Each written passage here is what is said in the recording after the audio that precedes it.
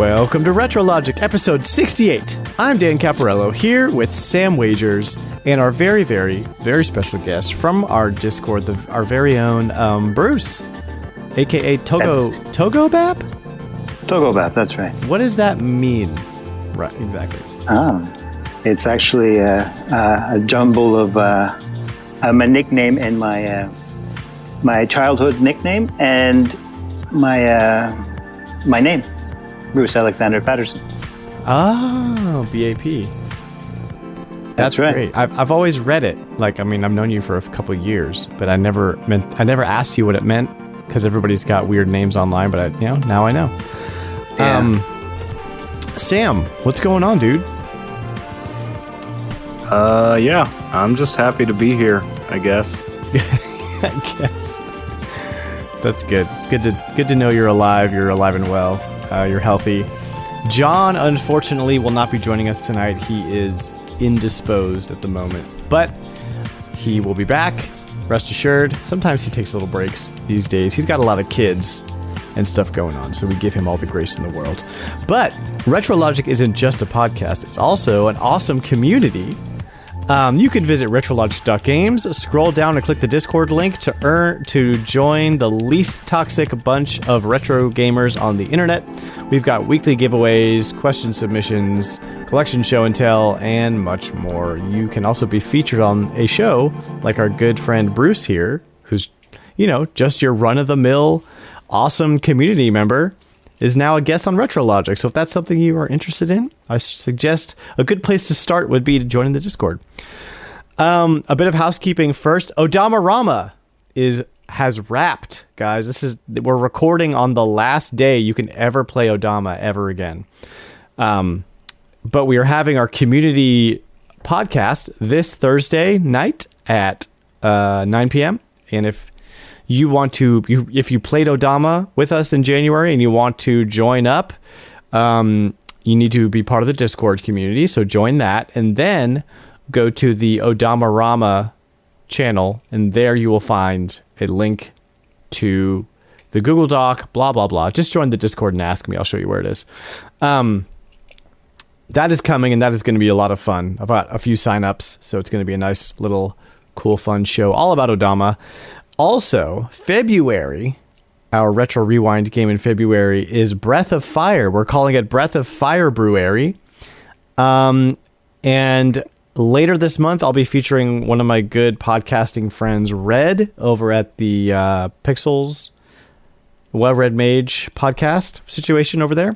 And that'll be fun. We're going to talk about Breath of Fire. You can play Breath of Fire 1 or 2, which are both on NSO. Or if you have a way to play 3, either a PSP, a Vita, you can get it digitally, or just get the disc for PS1. And then also 4, which is equally hard to play. Very annoying, that. Anyway, play any Breath of Fire game you want in the month of February, and we're going to have another community podcast all about that. Are we just never going to mention Dragon Quarter?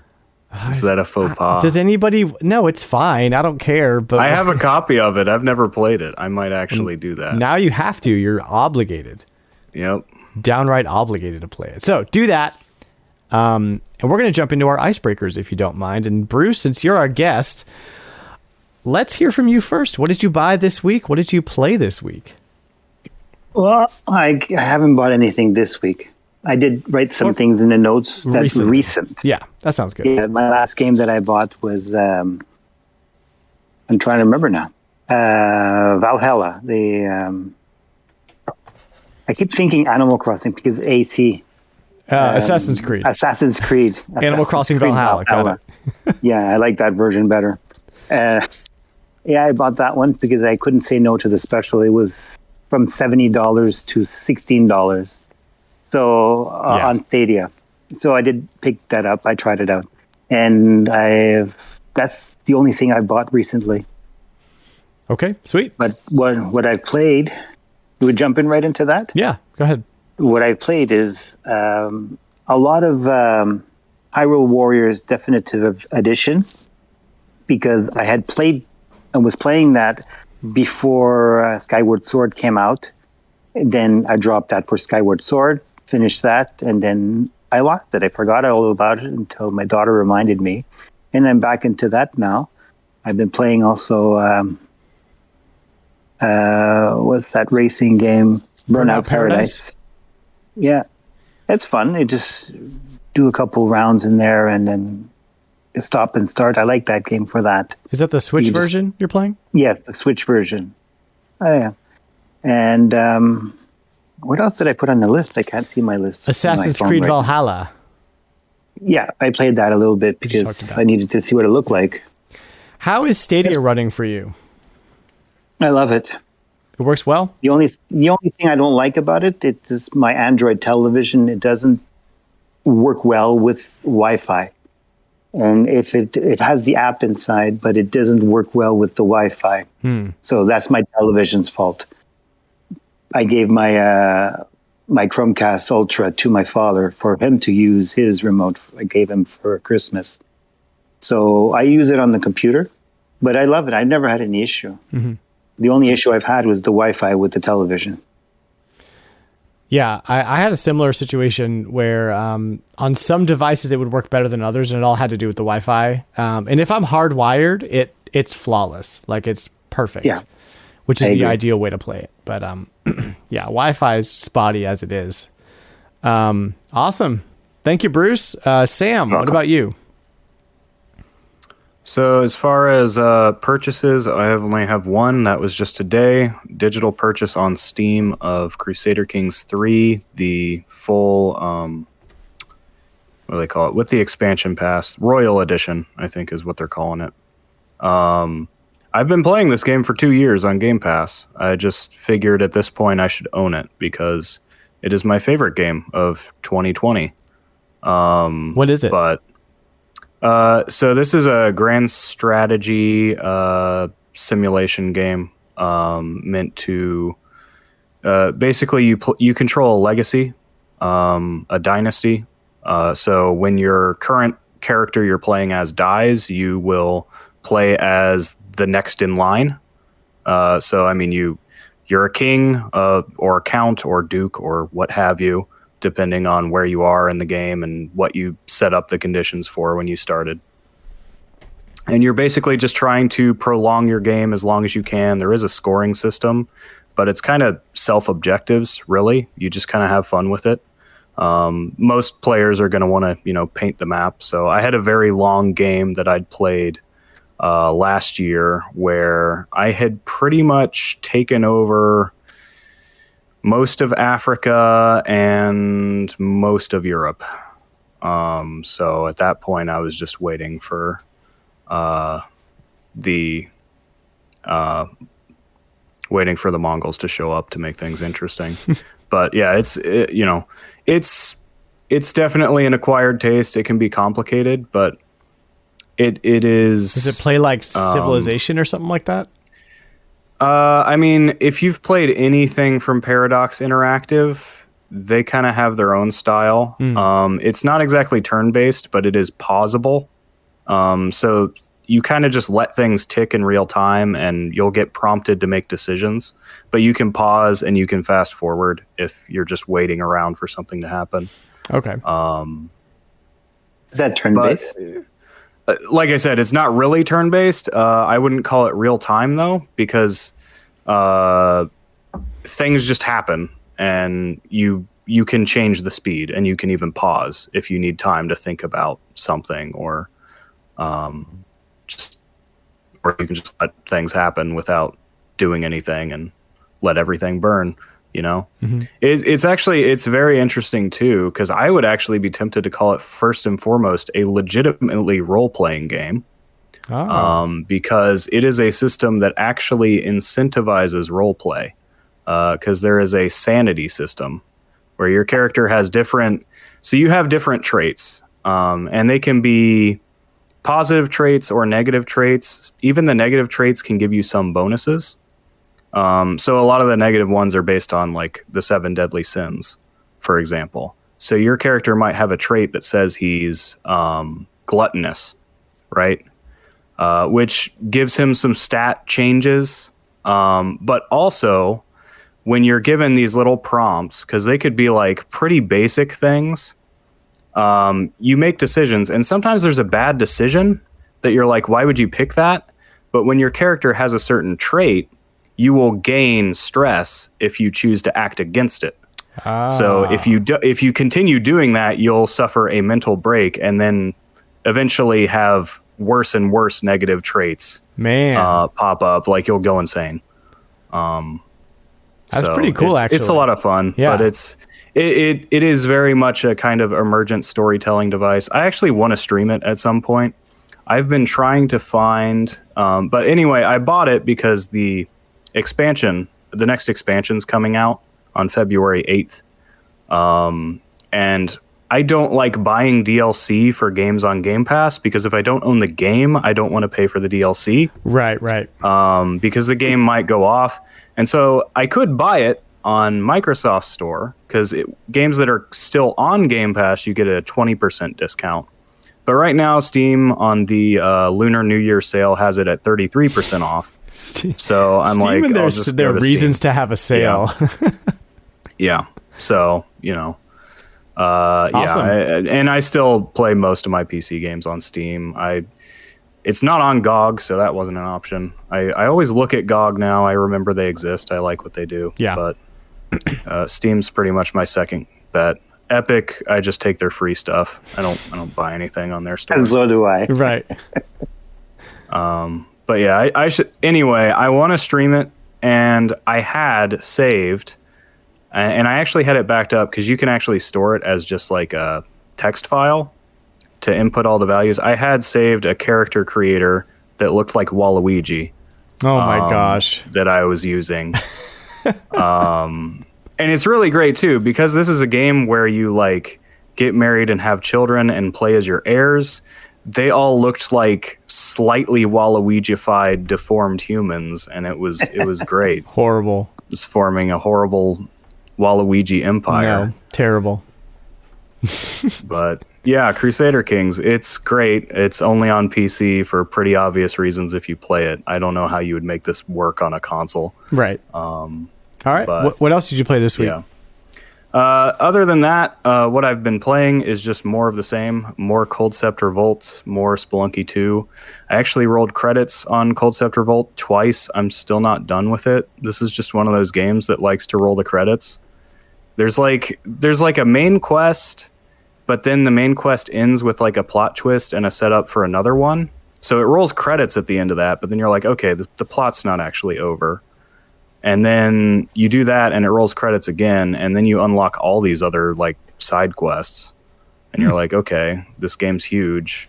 I rolled credits twice. What the heck? So but at this point, so it's good to mainline those main quests though, because you add cards to the card pool when you do. So it keeps a pretty small pool of cards, so you don't have to learn what every card does right away, which is actually pretty helpful. Mm-hmm. But once you clear the main quest and roll credits once, it adds a new set of cards to that pool. So you're buying the same packs, but there's new cards that'll be included in them. And you're also kind of filling out your collection because you can put 4 of a kind in a deck. Right. But you do that, and then when you roll credits a second time, it adds another wave of them. So now all the cards are in there. I still don't have anywhere near a complete collection, but I'm still earning money to buy packs by doing all these side quests. So I'm having fun with it. That's definitely one that's up my alley. I got to check out at some point. It can be a huge time sink if you get into it, I will say. If you want to finish it, I can imagine how much it take about a year. I mean, yeah. Wow, yeah. Because, I mean, an individual game, which, I mean, it's been one of those where, like, I'll put a TV show on and play it because, I mean, and it would benefit a lot from some quality of life stuff and, like, being able to, like, skip the AI's turn or something. Bring it to Switch, man. I mean, it's a 3DS game, so I just play it, like, with the TV on, sort of half watching TV, half playing culdcep, so... But, yeah, I probably sunk way too many hours into it just over the last 2 weeks. Awesome. But that wasn't like 100% full attention. So that's my excuse, and I'm sticking to it. Mm-hmm. And then what else you got? Just more Spelunky 2. Of course. I'm letting Game Pass lapse now, so I'm getting that in while I can, because that's how I'm playing it. All right, good deal. So this week I had a couple pickups. Some stuff came in the mail. I got. So I had a copy of Majora's Mask, but the case was broken, and it was the one. It's like the special edition with the like, what's that called? When it looks 3D, it's got like the ridges in it. There's a word for it. I can't think of it right now. Anyway, Yeah. it was like the special edition when it first came out cartridge, but it's all cracked. So I got a replacement cartridge, like a refurb cartridge, and a sticker, but the sticker's not the same. So I'm trying to decide whether to reattach the old sticker onto the new cartridge or to use like the foily looking sticker that I got that looks cool. And I don't know what to do, but you know, the transplant was successful, so yay. I went to a local place. It's about an hour away from me that I don't go to very often, but because of how far it is. But I had a wedding on the way, so I stopped there, picked up, and then I go there because he's got really good prices. Like it's usually about 75% what price charting has. So like it's a good place to get some more expensive stuff. But I didn't get anything too expensive. I got Micky Speedway USA on the N64, the oft forgotten, rare developed kart racer that is pretty mediocre, but still pretty fun. Aidyn Chronicles on the N64, one of the 4 RPGs available for that system. And I haven't played it yet. I've never played it, but I keep getting mixed reviews from everyone. Like some people say it's underrated and it's actually really good. And then Liam in the Discord was like, yeah, this game sucks. It's trash. It's horrible. Why did you buy it? Okay, sorry. So we'll find out. And then also Conker's Pocket Tales, also developed by Rare. Conker of Conker's Bad Fur Day fame before he went bad. And that game's okay. It's a bit weird, top-down adventure game featuring Conker. I think I got to put a little bit more time into it. And then today, you guys, this has been a thing. Even our whole last episode was about fixing Pokemon, right? Because it's broken. It needs help. And our Pokemon Legends Arceus came out, and I decided I'm going to wait. I'm going to wait, see what people say, see what my peers say, you know, because the reviews were all high on it, but the reviews were all high on Sword and Shield as well, and I did not like Sword and Shield at all. So I waited to get peer opinions. And I mean, just everybody's so hype about this game. Everybody loves it. Like the graphics aren't great, but that's really the only thing wrong with it is what's being said. And I've been talking to people on Twitter, in the Discord, and then today Andros was like, from the Nintendo Pals, go listen to that podcast. Andros from Nintendo Pals was like, Dan, you like, I need to make you buy this game because you're gonna like it. Like I guarantee you're gonna like it. And so on his recommendation, I said, okay. All right, you're the first person to really like throw the gauntlet down and tell me I'm going to like it. So I'm on your word. I'm going to try it. So I found a copy for like $10 off on Mercari, brand new. I don't know why or how people do that, but whatever. So when that comes in, it's good that I didn't get it right away because I have to finish Skyward Sword and start Breath of Fire. So hopefully I can do all of that before it comes in. I'm pretty close to the end of Skyward Sword. I just finished the and this leads right into what I played, which is Skyward Sword. Still trying to beat it. You know, I've had it since it came out. And like, when did that come out? September, the summer. I don't even know when that came out. In the summer, I think like June or July. Spring. Goodness, June maybe. June or July. I've been playing that game for too long. But I love it. It's one of my favorite Zelda games. I love Skyward Sword. So Did you pass the that big black thing there? You mentioned the last podcast. God. The one you have to clip the toenails. I did. Yeah. The imprisoned. Isn't it just more boss fights after that? The imprisoner. There's the imprisonment. Something. 4 battles with the imprisoned. I did 3 of them. And I did the dragon Triforce Song quest, which is like the last real quest. Oh, is that in between? That's, yeah. So then I guess I just blank that from memory. Yeah, I was like, yeah, you fight the imprisoned the last time, then you fight Girhim, then you fight Demise, right? But when I played it originally, I got hard stuck on the last imprisoned battle, and I gave up. I quit. I didn't play it anymore. So this playthrough, I'm determined to make it all the way through, beat it for myself. It'll be my first time beating it. So just wish me luck. I'm really close. I just got to keep you'll get it. chugging away at it. I find the Switch controls to be pretty good. Not the motion controls. I'm doing the controller controls, for lack of a better term. And I like it a lot. I find the stick to the sword controls to be responsive and work well. So, yeah, so we'll see. The Joy-Con on it was fun at the beginning, but it got a little tiresome. I agree with you. You get more precise accuracy with on the toggles, and it's faster. It's way faster to do a motion, so it works better that way for me. That's all I played, except for some TurboGraphx games, which we'll talk about later. But why don't we play some Price is Retro?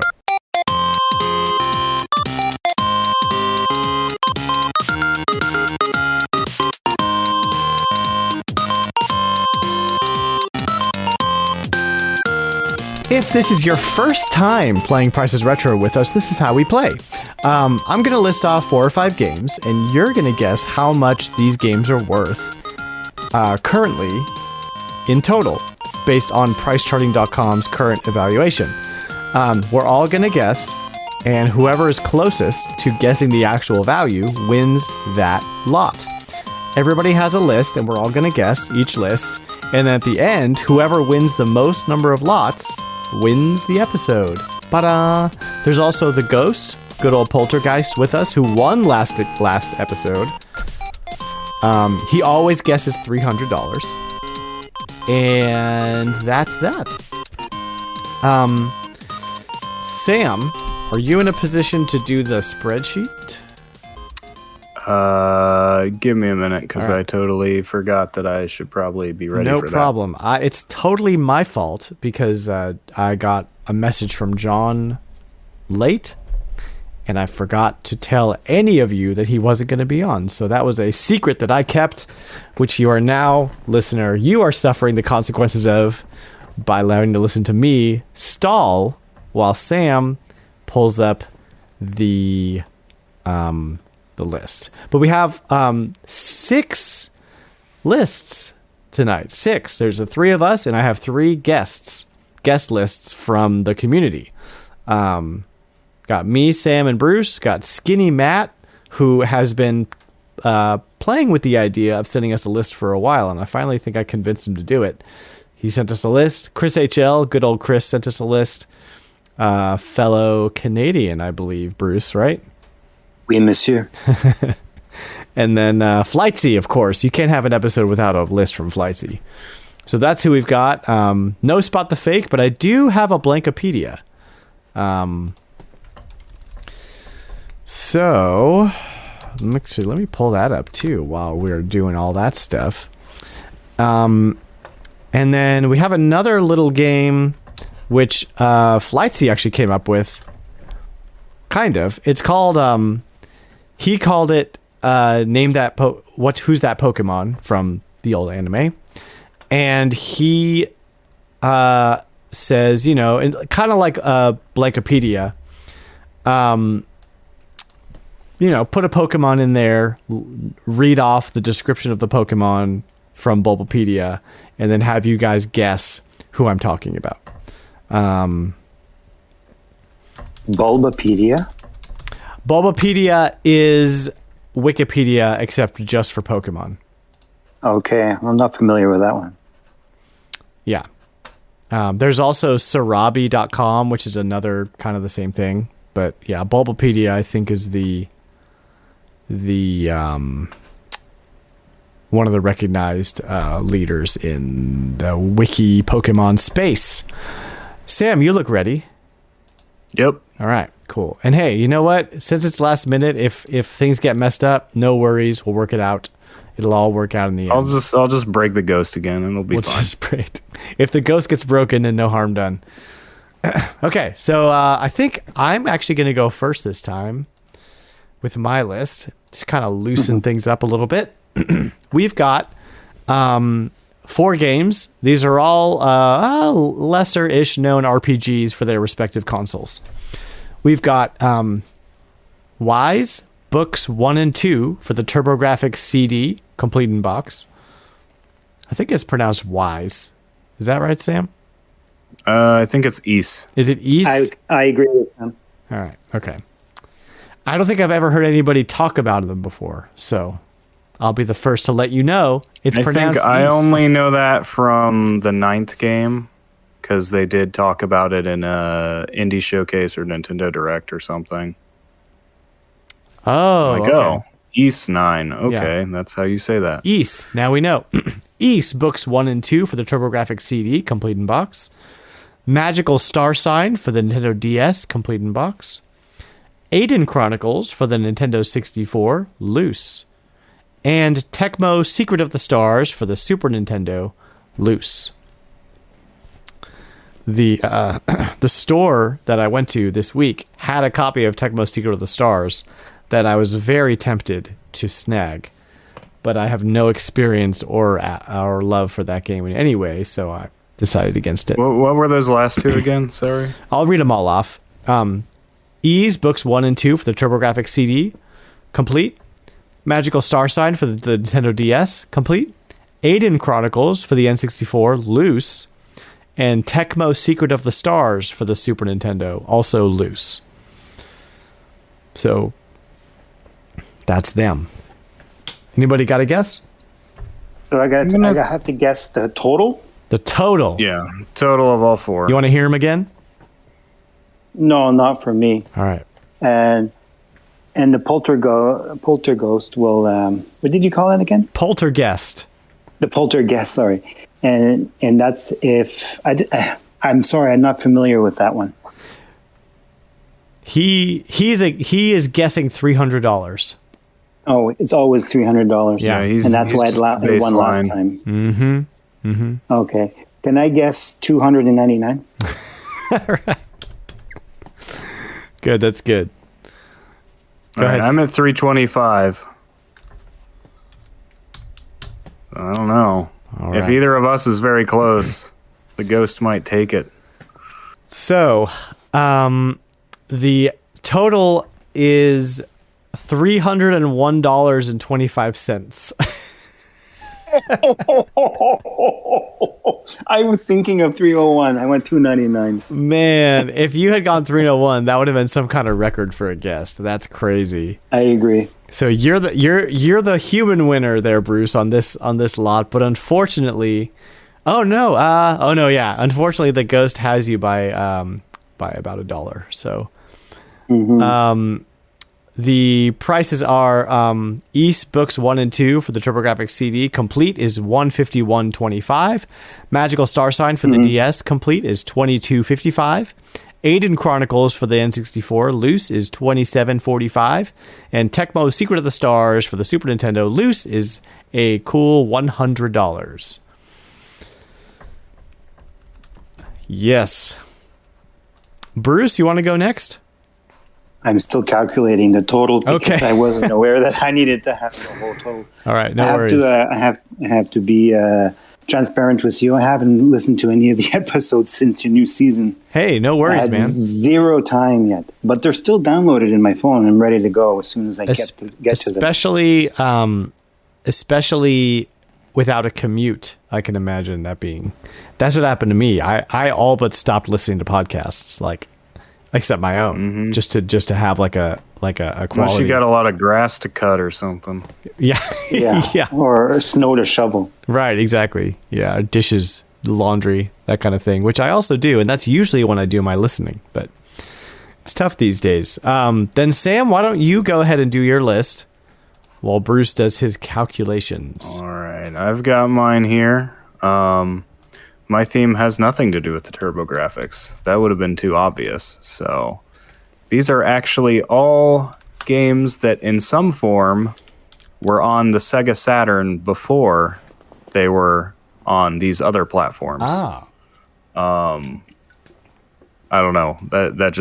It had occurred to me that some of the games I'd been getting into lately had been games on the Saturn first, so I was just looking into more of that. Awesome. So I have Silhouette Mirage for the PlayStation, complete in box. So not the Saturn version, but the PlayStation version. Power Slave for the PlayStation, complete in box. X-Men Children of the Atom for the PlayStation, complete in box. And Quake for the N64, complete in box. Power Slave, is that the Iron Maiden version? I think so. I don't know too much about it. They have an album named Power Slave. It has a different. Well, I think there's something to do because it has a different title in different regions. What's the genre? It might be because of the Iron Maiden. What's the genre on X-Men? Fighting game. Okay. Can you zip through them one more time? Silhouette Mirage for the PlayStation, complete in box. Power Slave for the PlayStation, complete in box. X-Men Children of the Atom for the PlayStation, complete in box. And Quake for the N64, loose. All right. I was going to guess 330, but I feel like that's low when I totaled everything up. I'm going to go 430 now. I'm going to go with the classic $2.99. I like your strategy, Bruce. I like it.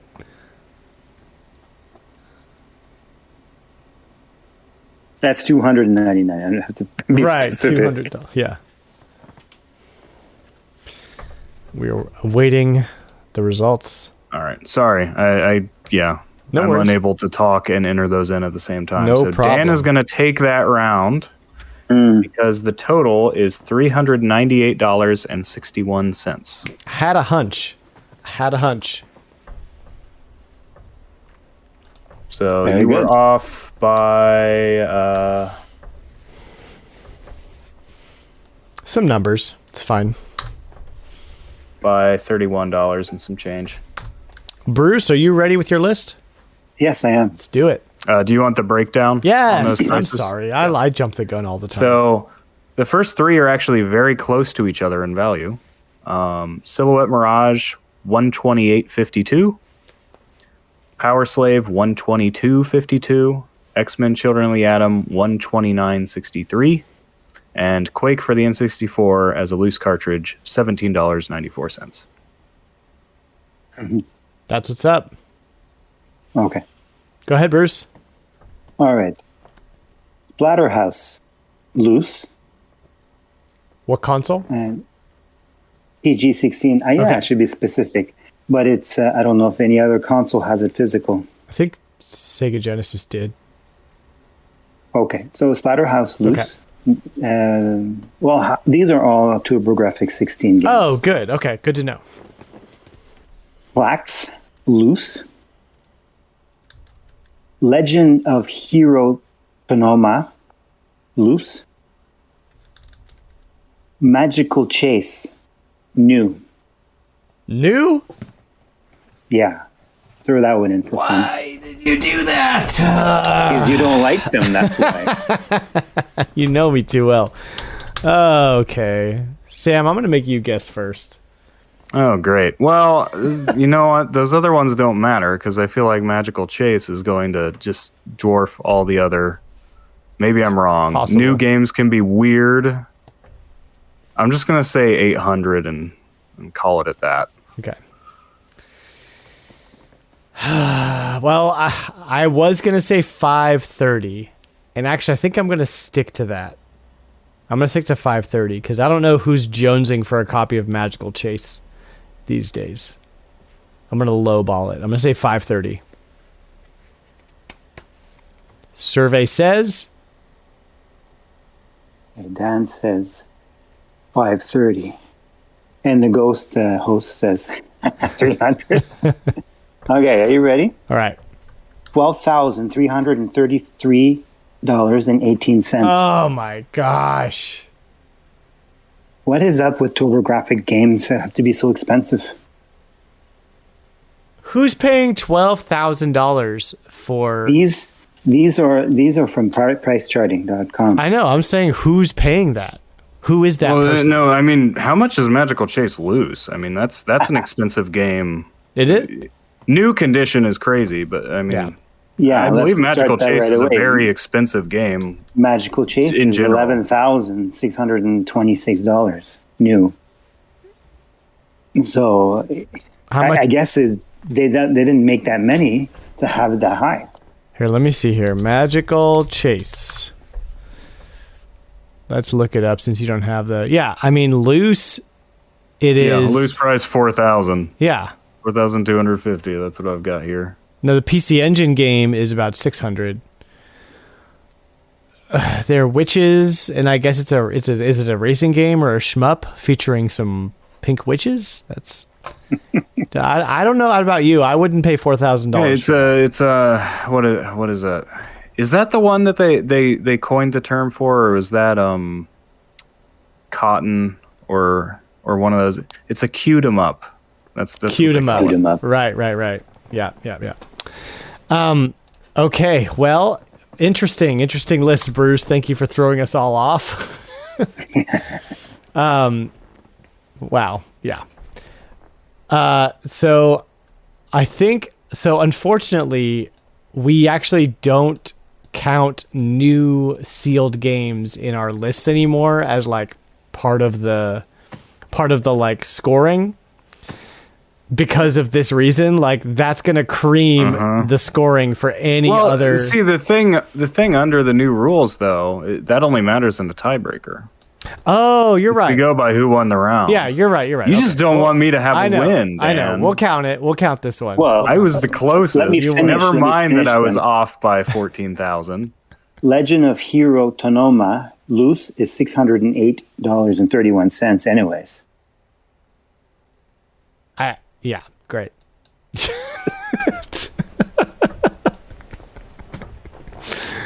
I feel like I'm doing a flightsy list right now. Why do I feel that way? All right. Okay, go ahead and count it, Sam.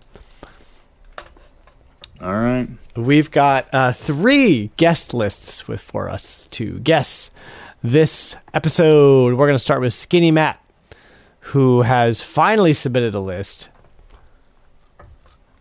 Here we go. Game number 1 is Pinball Construction Set for the Commodore 64 loose. Oh yeah, I gotta drag my notes over here, sorry. Pinball Construction Set for the Commodore 64 loose. Mule, M-U-L-E, for the NES complete. Crew Ball for the Sega Genesis loose. The Motley Crue video game, for those unaware. Those are all the games, just 3 games. Pinball Construction Set for the Commodore 64, loose. Mule for the NES, complete. And Crew Ball for the Sega Genesis, loose. Any guesses on this one? Sounds like it's all going to be under $299. That's for sure. Is that your guess? No. Okay. I'm gonna guess. Go ahead. Go ahead. I'm gonna guess 140. I'll guess 100 even. I'm gonna go even lower. $60. All right. Actual retail price is $68.52. Sam, bro, Very good. you're taking this one. Game number one, You've done this. pinball construction set is $9.99. Mule is $42.17, and crew ball is $16.36. That was a good call. Theme: games published by EA. EA. Huh? There you go. Thank you, Skinny Matt. Please continue to send us lists. We love the lists. We want more of them. And that was a good one. Chris HL94 coming at us. Let's see what his list says. All games are complete in box. Okay, here we go. Game number one, Bubble Ghost for Game Boy. Complete in box. Ghostbusters for the NES. Complete in box. Super Ghouls and Ghosts for the Game Boy Advance. Complete in box. That is the list. What do you guys got? Somebody else go first this time.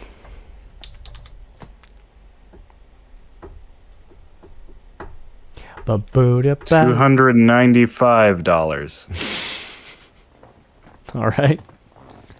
Bruce? I'm going to go 150. Okay. I'm going to go 350.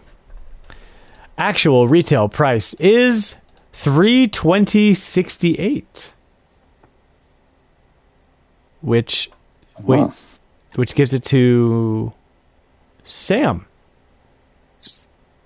Yeah, Sam, that's yours. Sam's going to win this episode. He's got 3 lists on the rest of us right now.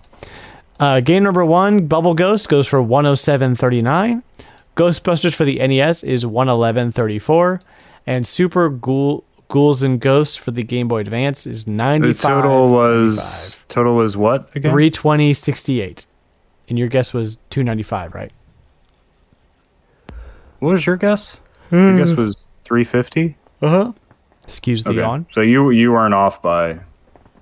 I barely beat you out there. You beat me by like $5 or something, or like maybe 10. The theme is I chose the games in this list to recognize the first win of the Poltergeist last episode. The games were also chosen because the value of the games was close to $300 as I could get. This one was a freebie for the Poltergeist. Well, Poltergeist lost. No, he won. That's right. Sam Poltergeist he's the won, there. Man. All right, you're tied with the Poltergeist right now. You got to pull through for us, man. Oh man, I can't take that pressure. We have one list left, and it's Flightsy. You know it's a good one with Flightsy. All right. If you and the Ghost tie, then we're going to go to tiebreaker, and then you win automatically because of the $12,000. Okay, title. I am the Drift King, and we have to guess what the games are based on the title. I am the Drift King. So I'm thinking racing games initially. Mm-hmm. I don't know what else he could be referring to with drift. Maybe like Wind. Yeah. Adrift at sea, ocean games. Water. Yeah. It's Wind Waker. It's all of the games are Wind Waker. Yeah, that's what it is. All right, here we go. Flightsy's list. Game 1, Mario Kart 8 for the Wii, complete in box. It's racing games. It's all Mario Kart games, actually. Mario Kart for the Wii, complete in box. Mario Kart DS, complete in box. Joy-Con Neon Blue left, complete in box.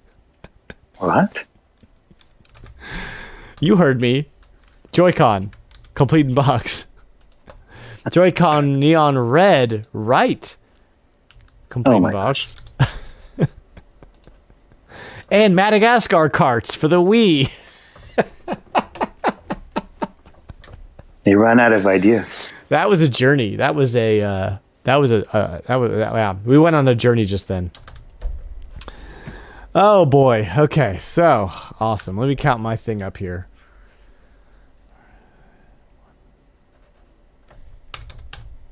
Okay. I have a guess. I'm going to guess $180. $180. Anybody else? $2.99. Okay. Sam? I think you're high. I'm going to say 110. I am high, but not in Prices Retro. All right, let's go. Prices. Total is $133.81. Ooh, Sam. good job, Sam.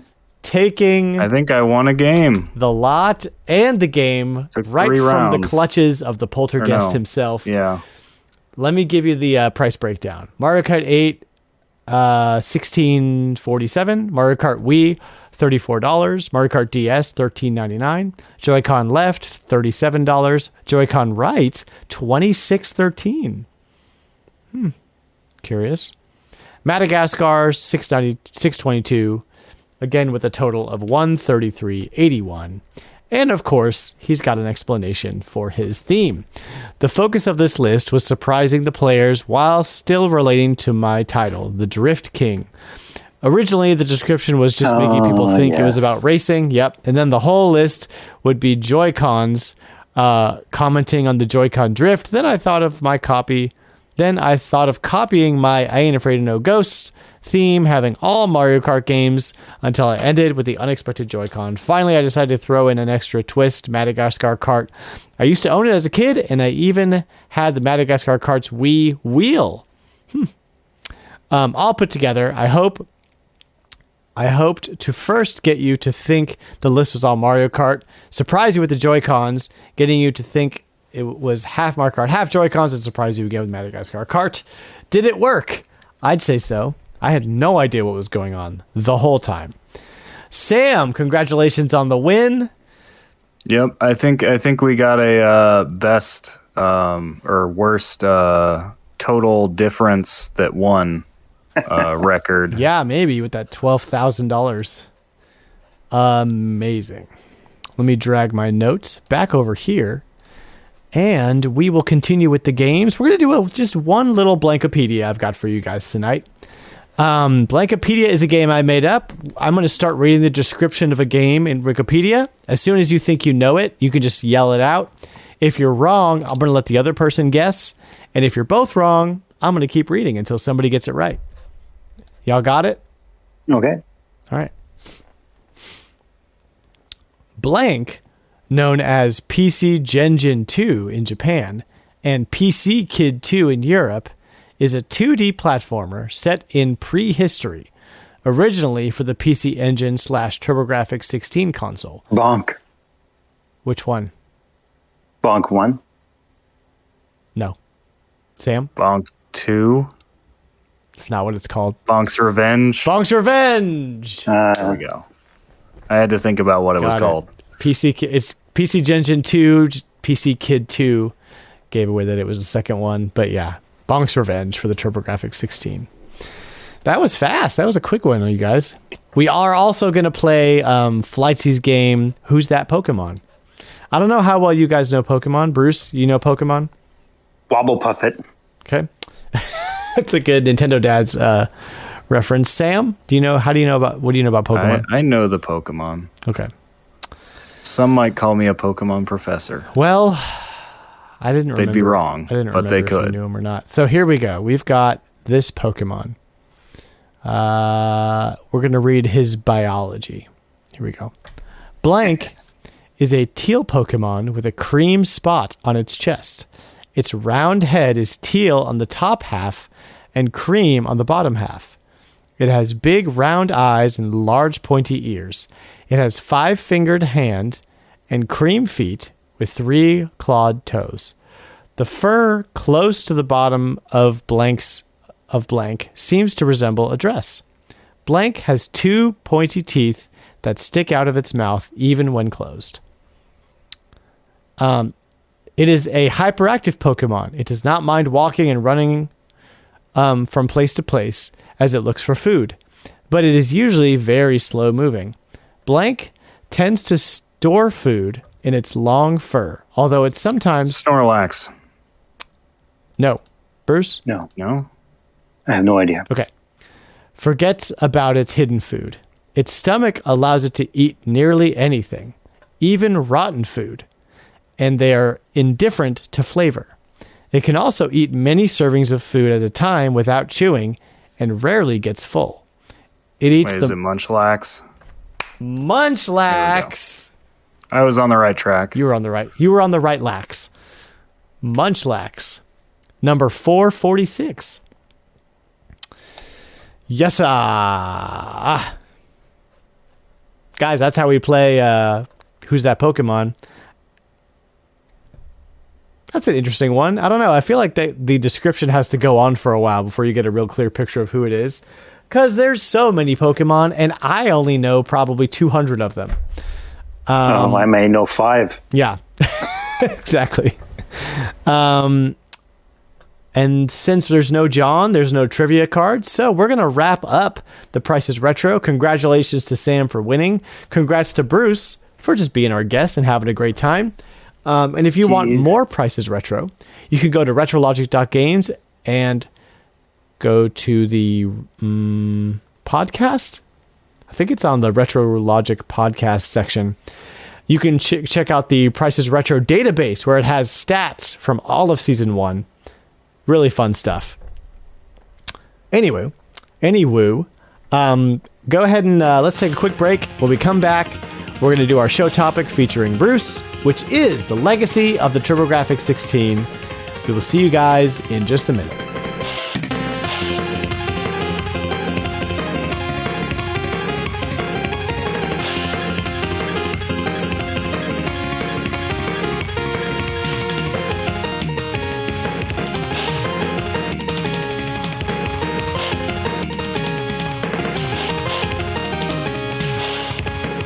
Welcome back. This week we're going to be talking about the TurboGraphx 16, a console that I have played very little of, and probably most people have played very little of. It's not a popular console out here in old North America. But that being said, we have a unicorn with us tonight. We have Bruce, who grew up with the TurboGraphx, owned one. They do exist. Right. These people do exist. And we have Sam as well, who knows stuff, so he's good to have around. And we have me, who famously is an owner of a TurboGraphx Mini. So, we've got a pretty wide swath of knowledge and stuff like that going around in this episode. So, just to kick things off, I've got some fast facts about the TurboGraphx so we can get to know the little console that could or couldn't, as it were, to start things off. So to kick it off, we've got the console has actually an 8-bit CPU and not a 16-bit CPU, which is an interesting fact to know. It does, however, have dual 16-bit graphics processors. So it's a little bit misleading to call it a 16-bit console, but I think those GPUs did a lot to bolster that thing because it looks pretty incredible. I mean, it looks Super Nintendo quality to my eyes. The console was released in Japan in 87 and North America in 89. That 2-year gap did a lot to hurt it in North America. In Japan, the PC Engine was very successful. It gained strong third-party support and outsold the Famicom in 87. Eventually becoming the Super Famicom's main rival.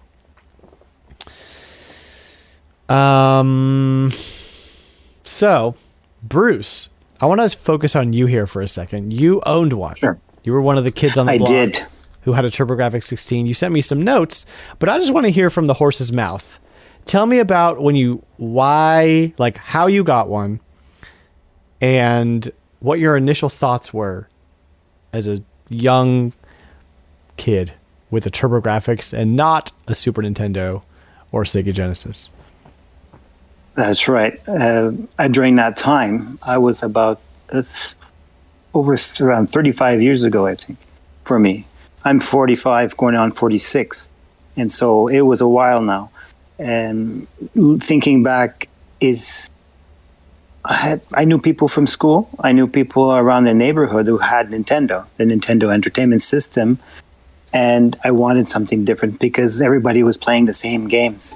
And then I ended up seeing the advertisements for the TurboGraphx 16 when it was coming out, which was hard to get. And my mom was able to get it maybe 6 months later from a friend of hers in the US. So in Canada, it was hard to get, like from Toys R Us or whatever stores there were. Yeah. And so I ended up getting one 6 months later. It was a IOU Christmas present. And so I ended up getting it, and it came with Keith Courage. And I loved it. For me, it looked better than the other games. It felt faster. And with time, other components were available with it, like the Turbo Booster, which it seemed to help with the graphics. It seemed to... I was 14 years old, 13, 14. I didn't care about graphics, really, or the speed of all that. I wanted to play games, and I wanted to play games a lot.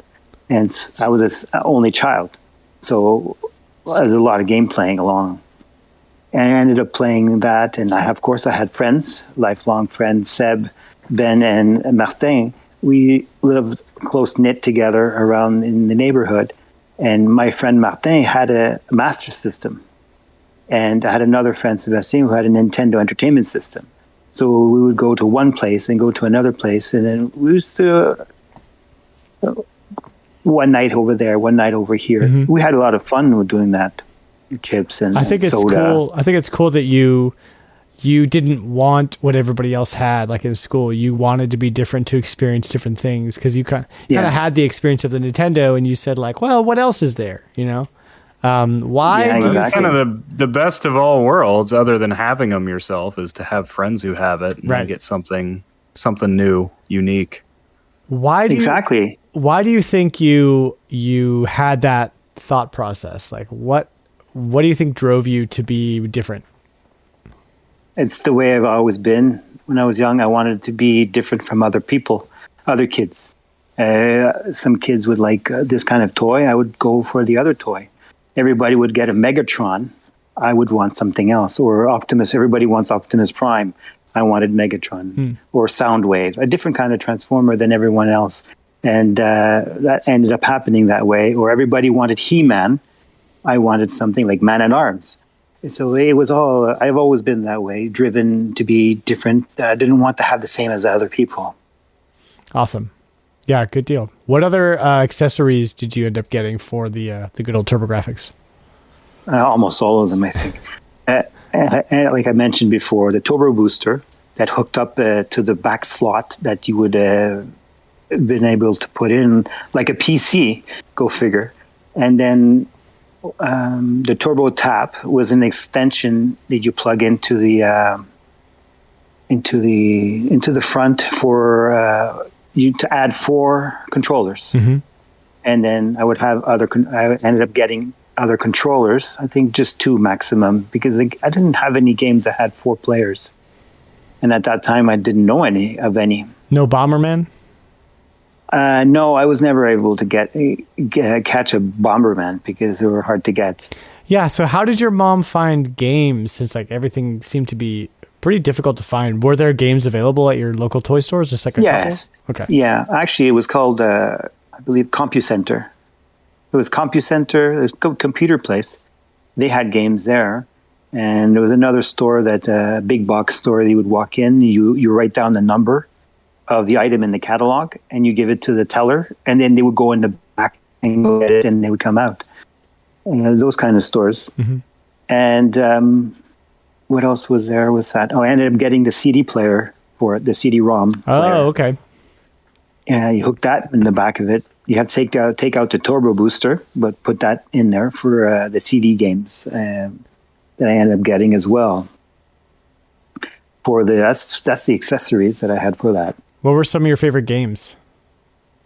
Well, the ones that stand out the most was Splatterhouse, because it was a scary game at that time. For me, for a 13-year-old going on 14, it was like creepy. And there was no other Nintendo game that reminded me of that, or Right. or Sega Master System that was similar to that. Clax I enjoyed. It was a kind of a puzzle, a dropping puzzle game that from a conveyor coming towards you, and you would have to get all the colors in line. That I can't see my list because I would have to change all good. screens. Yeah, it's all good. But you have the list there, right? Yes. Yeah, I can pull it up and list these guys off here. Those are all the games that I've owned. Alpha that time. Zones. What's Keith Courage and Alpha Zones. Yeah, TV Sports. Yeah, Is that TV a bunch of sports, different sports or what? Yeah. I had TV Sports Hockey and TV Sports TV Sports Hockey and TV Sports Football. Those were interesting. The graphics were good. The sound quality was very good. I found better than Nintendo at that time. And then Newtopia. Utopia. It's a type of Zelda clone. Oh, really? Yeah, Utopia and Utopia 2. I'm not sure if I had number 2 or not. Was that pretty good? But was it like I loved comparable it. to Zelda? Yeah. I always one of the first games I've played was the first Zelda, Legend of Zelda. Mm-hmm. So I always liked that kind of game, and this came up. That game showed up for the Nintendo. For the TurboGraphx. So back then we couldn't see any videos. We couldn't see what the games are, right? Right. So it was just by luck if you like it or not. Newtopia is on the mini, so I'll have to check that one out. And then you had the East books 1 and 2. Is it Wise or Yeast? East. Decidedly. Yes. That's another Legend of Zelda clone. Yeah. It's not more like RPG, like turn-based? Or it's more action? No. Really? No. They switched that around later on. Wow. But this one I loved. I played that one over and over again. That's the only game that I had to call TurboGraphx call center to help me because I was stuck in one level. Oh, wow. And in one of those 1866 numbers that you had to pay. And one day my mom asked me, "What is these numbers, Bruce? What do you be calling? You be calling this number so often?" And it was 1976. That's it. And no, mom, it's TurboGraphx. I'm calling for them to help me. You got to stop that, she says. I was racking up the long distance line for helping on the video game. So it ended up helping me in finding my way, finding my path. But that was on the CD-ROM. Oh. And I really enjoyed that one. There was book 1 and 2. That's on one. It was on 2 discs, actually, if I remember correctly. It is one game, but on 2 discs. The other thing you have down here is you got a Turbo Express, which is the portable TurboGraphx. Tell me about that. Oh yeah, there's a wrestling one that I forgot to write down. I think there was a wrestling one. I don't remember the name. Yes, the Turbo Express. That one I loved as well. It was as expensive as the actual TurboGraphx, but I ended up saving money and having birthday money, and then Christmas came along, and then I ended up getting it. Being a single only child and all. And that was the dream. You were able to play your game at home. You take the small cartridge, the size of a credit card, right? Mm-hmm. And you can put it into your handheld version. And then you play the same game, and the color screen was beautiful. I was pretty popular. Wow. And it was heavy. It had 3 or 4 C batteries in it, if I remember correctly. I haven't looked into it since then. But I loved it. And then when the Switch came out, I literally had tears because that was the dream of you can take your game and then switch it into a portable and you don't lose your space. Mm-hmm. You don't lose anything. That was the dream. That's when I had the Turbo Express. I was in love with those systems. You couldn't do that with the Game Boy. You couldn't take the cartridge from the NES or the Super Nintendo Entertainment System and put it in your Game Boy. But that was a dream, and I loved that so much. I ended up losing it all, moving here and there, and then one day I came back to pick it up. Oh, it's all gone. Oh man. Yeah, and I would be rich right now. Yeah, seriously, that's some expensive stuff. Yeah. Oh, bummer, dude. Yeah, I think I remember hearing even back in the day those games were expensive, like compared to, typical Super Nintendo or NES games. Yeah, the Hue cards were expensive. The Hue chips, I think they were called. Yeah, it's really interesting to listen to somebody like you. Almost kind of had to be somebody who just wanted the thing nobody else had to have a TurboGraphx, because in '89 Nintendo and Sega were just on top of the world. Like you either had already had a Nintendo or you were getting the next best thing, which was Sega. So and because like had the TurboGraphx come out in America in '87, probably would have done a lot better, because I was playing my Mini tonight, and it looks Super Nintendo. Like it's that good. The GPU really does pull off like a much faster and more colors and bigger sprites experience than an NES can do.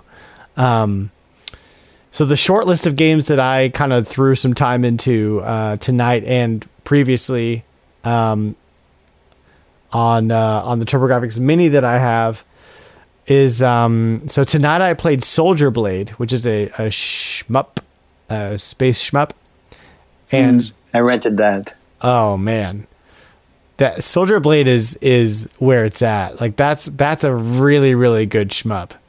That's like really, really solid. That's one of the ones where like your projectiles like just like continue to grow as you collect more of that color.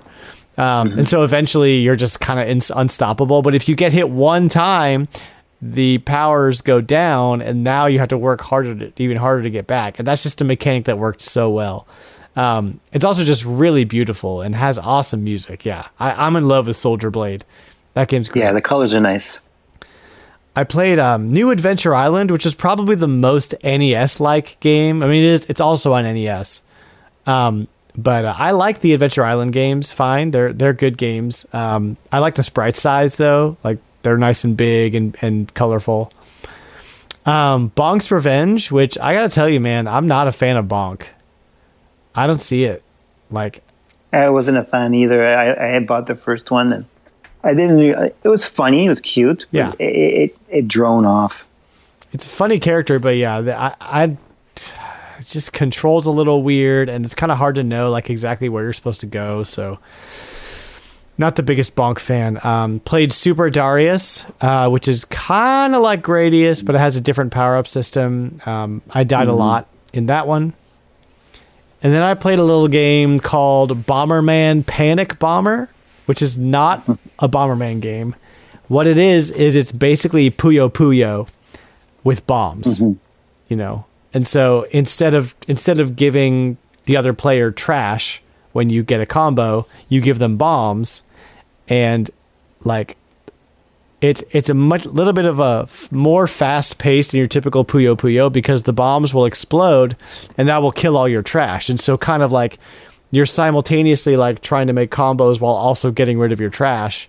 Adds a little bit more strategy to it. And the music's awesome. I had a lot of fun with Bomberman Panic Bomber, so that's a good one. That may be a Japanese only one, I think. Most of the text was in Japanese. I don't know if that was one that came stateside. But that was my recent experience playing the TurboGraphx Mini. And I gotta say, man, that D-pad is not comfortable at all. No, not anymore. I wonder if is it the same size as the original? Yeah, it should be exactly the same dimensions and everything. Yeah, you think about it now. It has a booster, though. Does this have the booster on it? I don't know. It has booster switches above the A and B. Yes. Yeah, it has the booster switches. Okay, yeah. Mm-hmm. Which actually came in really handy playing Darius. Like, because the Darius games don't auto fire, so you needed to have the auto fire on your controller. Yeah,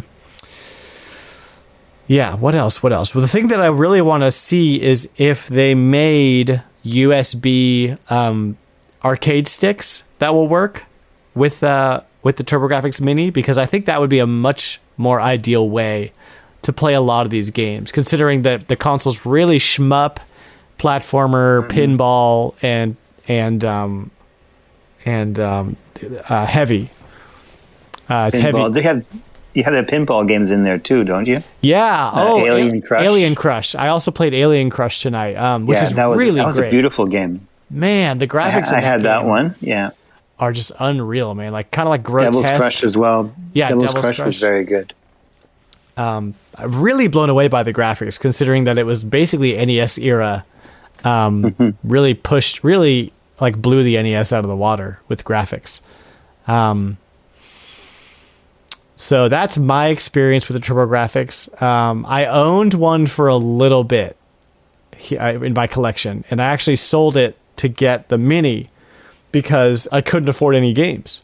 I mean, yeah, you're just stuck with that, and that's it. Yeah, and so I had Dragon Spirit, which is a shmup where you're a dragon, and that was pretty good. That one's not on the Mini, I don't think, but that was worth giving up to play, 40 other TurboGraphx games I wouldn't have been able to play otherwise. So no regrets. Were there any sports games on there? There is a golf game. I glazed over the sports. You know what? Let me grab the box. Hang on. There's one game I forgot to mention. It was World Class Baseball. That's a game that I really liked on there. Man, they did a great job. Look at how much that looks just like the original. Yeah, box, it is nice. Oh, now I want one. Just $200. It's not crazy. Power that's Golf. American. Just Power Golf. What else? So it kind of separates it. Like you get your first menu is all TurboGraphx 16. Then you have to go down into the settings to change it to PC Engine and CD games. Yeah, to get the Japanese and PC Engine stuff. And there is a distinct. Oh, the Dragon Spirit is on here. There's a distinct lack of sports games on here, dude. Just Power Golf. Do you think that would be because of licensing? That's your point. You can't get away with using the official MLB teams or whatever anymore. That makes sense. Oh, they never did, and that it was World Class Baseball. Okay. It was the names of the generic. countries. Yeah, Tokyo Ninjas. I don't know. Maybe they thought that wouldn't be a selling point, but we'll see. We will see as I unlock stuff, because there is some unlockable games too, but I don't see it listed. Unlockable games, interesting. Yeah, I need to look up. That must have angered people. I don't think buy that it, and there's some games that you have to unlock. I don't think that it's difficult to unlock. I think it's more like you have to beat the first level of some game to get to something else. I see. Air Zonk is one of the unlockables. Sam, what has been your experience with TurboGraphx games, if any? Pretty much limited to the Wii Virtual Console. Didn't really appreciate it while I still had I didn't even know what a TurboGraphx was. I would buy random Virtual Console games. And one of those was Military Madness, which I do still recommend. I think it's on the Mini as well. Is it? I'm going to look it up while you talk. But yeah, it's basically Advance Wars, but with hexes instead of squares. Military Madness. Yeah. Sweet. I mean, that's pretty much the pitch for it. I mean, Advance Wars is a better game, but this is the next best thing to just so everyone knows. Kind of cool to. Just so everyone knows, the TurboGraphx Mini is rated M for mature. There we go. Oh, Splatterhouse must be there. I think that there's some games with nudity in here, like some of the. Oh, Japanese there was games. some Japanese ones. Yeah. Yeah. So, yeah. Military Madness sounds up my alley, so I'm going to check that out for sure. Yeah, I never beat it. The last couple stages get incredibly brutal.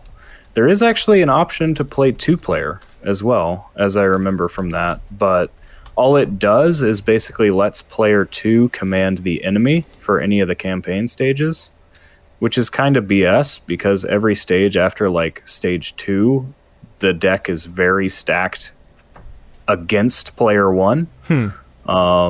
But it's if you wanted to just slap a multiplayer mode onto a game, that does work reasonably well.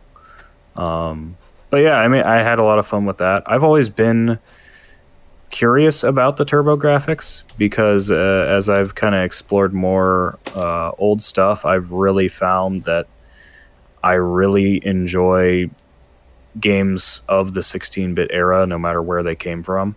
That just kind of the design philosophy then kind of pushes my buttons and hits me the right way in a way that modern games often don't, or only very specific indie games manage to today. So I would love an opportunity to play more TurboGraphx games. Unfortunately, as you said, they're very expensive. So the mini's really the best bet. That does, or you can go to a Dance lot House. a lot of the core ones. But If you own a Wii U, you can still buy some TurboGraphx games. yeah, a lot of them didn't make it from the Wii, right? A lot of them didn't, but if you don't want to buy a $200 mini console, you just want to play a couple certain games. Yeah, I games also like traded my Wii U, Bomberman but that's my 94. fault. Huh? I also traded in my Wii U, so that's entirely I my bought a fault. new Wii U because it was that good. But they're actually kind of hard to find. Like, you can't select TurboGraphx games, like filter by TurboGraphx games.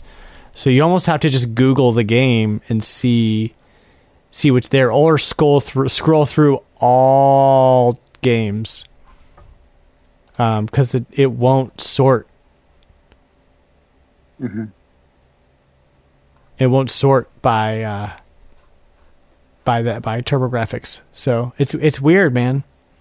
Or go onto your Wii U and search that way. I'm sure there's an easier way to do it there. I mean, part of me is holding out because, like you said, it's not extremely expensive, but the mini is impossible to find at its original retail price, and it just feels like I'm getting ripped off if I have to pay significantly more than that. Sam, you should just hold off and just wait a couple more months. It'll show up on the Nintendo Switch online. Oh. Yeah, well, I mean, that's the thing. Nintendo Switch Online added Genesis. I'd love for them to add TurboGraphx. Or failing that, I think it's coming. I think with the Mini, too, since you can actually package a lot of those together and really get, the library is not as big as something like the Super Nintendo or even the Genesis. I think they could do really well to just put out a collection, Yeah, I mean, the worthwhile games are in the 10s. You could even wait and see how it sells and do a physical release later and say, here's, the top 20 TurboGraphx 16 games for your Switch. But if they did that, we'll then see what they do. People wouldn't go online. I mean, if they're done selling minis, there's no reason not to. If they want to keep producing minis, then they can wait on that. But yeah, I don't see why they wouldn't do something like that. It's just hard to know if and when at all. So and with the last year, production got held up for all kinds of systems and games, and it's not like your TurboGraphx Mini isn't going to go down in price if that happens. So you could always just sell it. Market might be flooded for a bit, but those consoles are pretty rare. So, yeah. So just to wrap things up here on our TurboGraphx 16 chat, we have some community comments, just a couple. We're going to get through those, and then we will jump into our community couch. Then we will say goodnight to you, to Sam, and to Bruce. But for now, let's talk to the community. Flightsy, per usual, chiming in. He says, unfortunately, I have no experience with the TurboGraphx 16. I can tell you it's been used on The Price is Retro in Season 1 7 times. 5 by me, and 2 by John. The add-on... I did too. And so did, Season 1. Yeah. Yeah. The add-on TurboGraphx CD has been used only once by @16bit War Nomad, which I need to him and see how he's doing. Haven't heard from him in a while. But it was used 4 episodes before the regular TurboGraphx 16. Wow. That's some good stats. If you want some of those stats, go to retrologic.games, check the podcast section, and scroll down to the archive. Octorock, my brother Adam, says, in 3rd and 4th grade, I had a friend who had both a TurboGraphx and a Sega Genesis. So playing his house was my first introduction to both of those systems. He had only a few TurboGraphx games, Bonk's Adventure and a couple others I have no memory of because we almost never played it, since the Genesis just seemed way better in every conceivable way. Oops says, I remember one kid had it at my school, and he would always try to sell us on how it looks better than Mario or Sonic. No one believed him. Even in high school, we'd remind him of his bad taste on the playground. That is funny. I don't ever remember seeing it. I agree with him. I had friends also say, "Oh no, it's a Super 8-bit. It's not 16-bit." They're always trying to put it down because either they were jealous or didn't know because their system's always better. But I went through that as well. Yeah. The struggle. I mean, if you're going to be different than everyone else, you're going to struggle a bit. Doesn't mean it's not worth it, but So we're going to wrap up our TurboGraphx 16 chat. I feel so blessed to be able to experience those games on the mini system. I'm glad that they're still available on the Wii U, honestly. I mean, that's the cheapest way to get any individual game for the TurboGraphx at this point, presuming you already have a Wii U. But yeah, they're not crazy accessible on the Switch, or anywhere really. So it's a shame that this generation they kind of get left behind, because they were pretty prevalent for the last 2 generations, and then now they're not. So, any final thoughts on the TurboGraphx 16, Bruce? I think I want a mini now. It's the RetroLogic effect. I purposely glazed over it when it came out because I knew I didn't want to get into it because I don't want the mini. I want the real thing. And I want the actual games, but I know I need to play the lottery to actually go get the actual, the original parts. But I don't know. I'm on the fence now. Like I said, if you get the mini and you find a TurboGraphx in the wild for a good price, you could always sell the mini. It's not going to go down a lot. No. Let's take a quick break. When we come back, we'll do some just a single solitary community couch question, and then we will call it a night.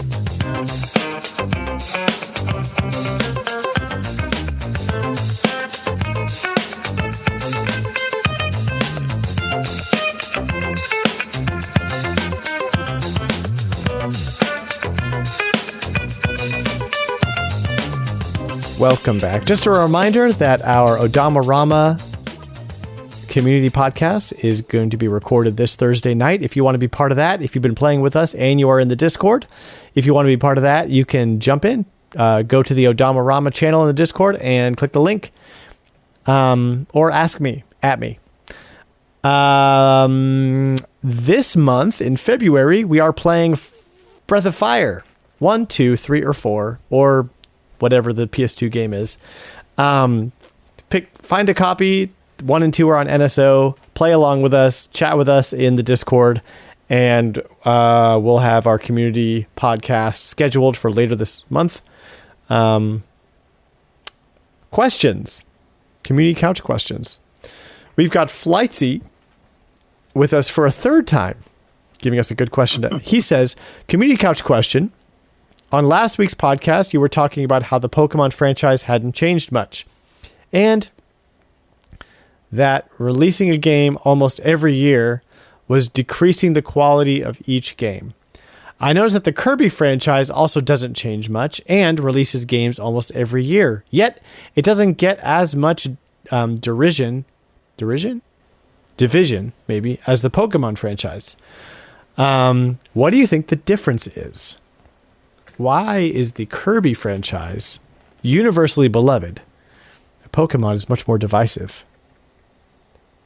Kirby is cute, and the Pokemons are cute as well. But Kirby doesn't have that many games. It's not every year it has a game. Maybe not every year. Kirby's pretty prevalent. I think it's just a matter of the number of sales. I mean, the Kirby games, it's pretty rare. There's only a couple years that a Kirby game didn't release, and there's plenty of years where more than one did. Usually because he always had a very active presence on handhelds. And then with console games coming intermittently alongside those. But I think it's really a matter of Kirby games never had the level of hype and high expectation behind them that Pokemon games did. People expect a Pokemon game every year. Well, I mean, people expect every Pokemon game to somehow reinvent the series without ever losing anything. And they're disappointed when it doesn't meet all their wildest dreams.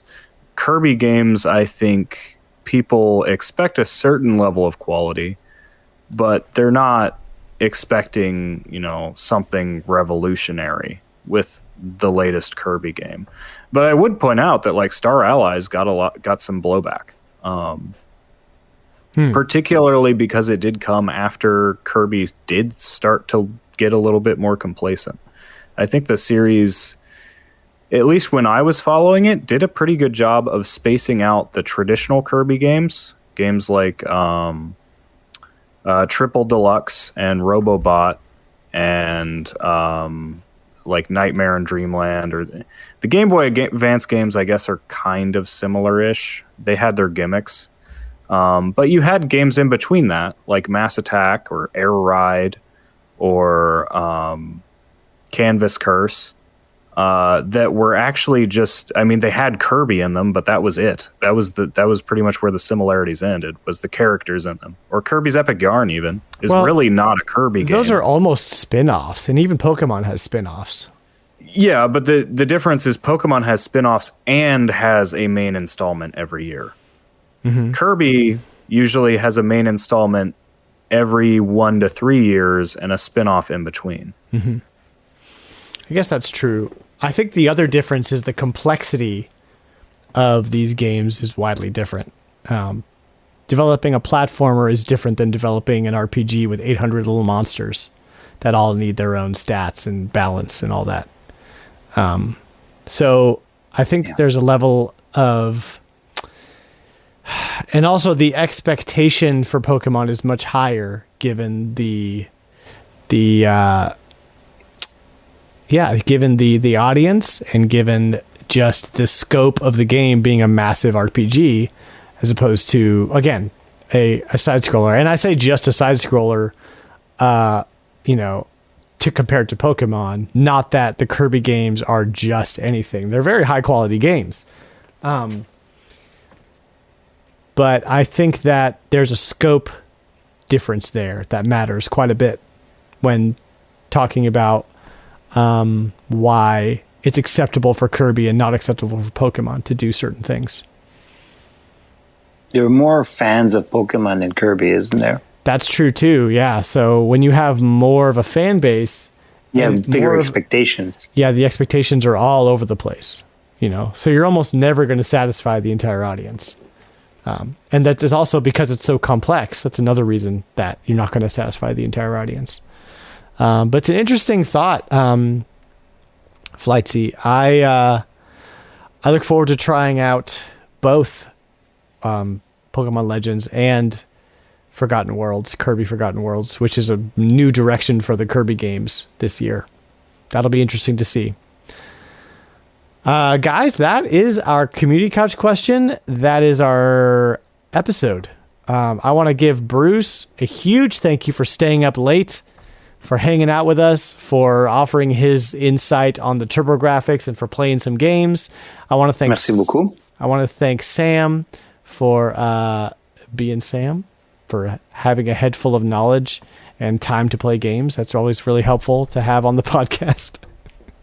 I want to thank myself for thank you, Dan, hosting an episode of RetroLogic. Thanks, Dan. No problem, guys. Thanks, Bruce. That's it. Thanks, Sam. That's gonna about do it for us. So thanks for listening to the RetroLogic podcast. Actually, Bruce, is there anything that you're doing right now online or on Twitter or whatever that you want to let people know about? No, You can nothing. plug? No. Okay. Don't follow No, Bruce. Anything Doesn't anybody matter. else is doing, you want to plug. You Yeah. can do that too. Yeah, anything like that. Sam, you got anything going on? Stay tuned to the blog. There should be a new article for a new month. Ooh, I like that. Stay tuned to the blog. RetroLogic.games/blog. Thanks for listening to the RetroLogic podcast. We are proudly part of the Nintendo Dads family of podcasts. If you like what you hear, check me out on Twitter at RetroLogic Games. You're also welcome to jump into our friendly and 100% non-toxic Discord community. Listen, would a guy like Bruce be in a toxic community? I don't think so. No, He only hangs out in the best places, like the RetroLogic that's right. and the Nintendo Dads community. The link to the Discord is in my Twitter bio, and you can find everything, including the Discord link, the blog, which has a fun new article coming that Sam just plugged. We've got both podcasts, RetroLogic and Retro Groove, which is a music-based history podcast. We've got merch. Go check that out at retrologic.games, which is the website. Thanks again, guys. We will see y'all on the next one. Bye-bye. Bye-bye. Goodbye.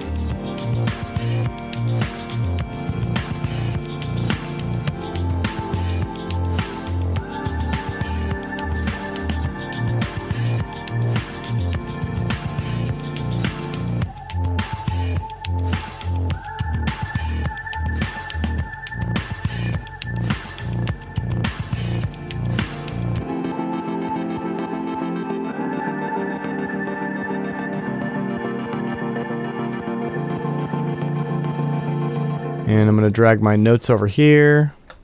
Actually, that's not what I do. What I do is I drag your faces over here. Then I felt can- that. Yeah. Did you? It was really rough. I dragged it over and then I shook it around a bunch. I might lose my cookies. So don't puke.